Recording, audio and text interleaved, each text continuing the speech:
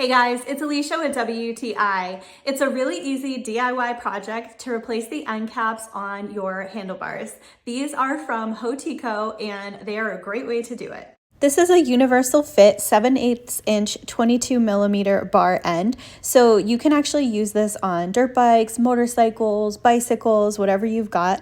The set comes with several different sizes of these rubber plugs that go in and sort of expand to fit. So you just find which one is going to fit best in your handlebars and then you're ready to install. So basically you put the pieces together with the included fastener, and as you tighten it down, you can see how the rubber fitting sort of expands and plumps up a little bit.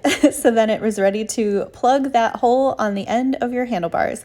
So once you've got it sorted out, you just tighten it down and screw it into place, and then you're good to go. So my husband had bought these handlebars a while back and didn't have these end caps on, and anytime he dumped his bike or anything, they were getting full of dirt and just getting dirty, and it was just so much nicer to have these in place. So it's a really easy thing to do yourself and get it done in just a matter of minutes. So we are really happy with these little end caps. It's super easy to put them in place and get that job done, and that's my point of view.